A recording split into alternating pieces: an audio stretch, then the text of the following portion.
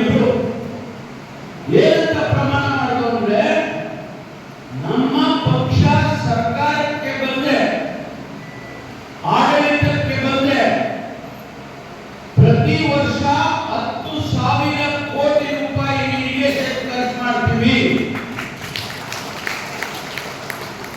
ಪ್ರತಿ ವರ್ಷ 10,000 ಕೋಟಿ ನೀರಾವರಿ ಖರ್ಚು ಮಾಡ್ತೇವೆ ಅಂತ ಹೇಳಿ ಪ್ರಮಾಣ ಮಾಡೋದು ಸರ್ಕಾರ ಬಂತು. ಆ ಸರ್ಕಾರ ಬಂದ ಮೇಲೆ 5 ವರ್ಷಕ್ಕೆ 50,000 ಕೋಟಿ ಖರ್ಚು ಮಾಡಬೇಕಲ್ವಾ? ಅಲ್ಲೇ ಲೆಕ್ಕ ಕರೆಕ್ಟ್ ಆಗಿದೆಯಾ? 50,000 5 ವರ್ಷಕ್ಕೆ ಖರ್ಚು ಮಾಡಬೇಕು, ಕರೆಕ್ಟ್ ತಾನೆ? ನಾವು 58,000 ಖರ್ಚು ಮಾಡೋದು, ಇನ್ನು ಜಾಸ್ತಿ ಮಾಡೋದು.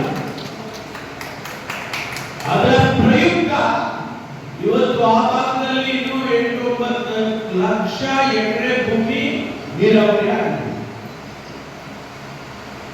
ಬಿಜಾಪುರದಲ್ಲಾಗಿದೆ. ಆ ಆಲಮಟ್ಟಿಯ ಸುತ್ತಮುತ್ತ ನಾವೇನು ನೀರಾವರಿ ಮಾಡಬೇಕಾಗಿತ್ತು ಅವೆಲ್ಲ ಕೂಡ ಈ ಭಾಗದಲ್ಲಿ ಕಾವೇರಿ ಬೇಸಿನ್ನಲ್ಲಿ ಕೂಡ ನಾವೇನು ಸಬ್ ಕೆನಾಲ್ ಮಾಡಬೇಕಾಗಿತ್ತು, ನೀರಾವರಿ ಮುಂದುವರಿಸಬೇಕಾಗಿತ್ತು, ಅದನ್ನ ಮಾಡಿ. ಅದೇ ಸಂದರ್ಭದಲ್ಲಿ ನಾವು ಸರ್ಕಾರದಲ್ಲಿ ತೀರ್ಮಾನ ಮಾಡಿದ್ರು.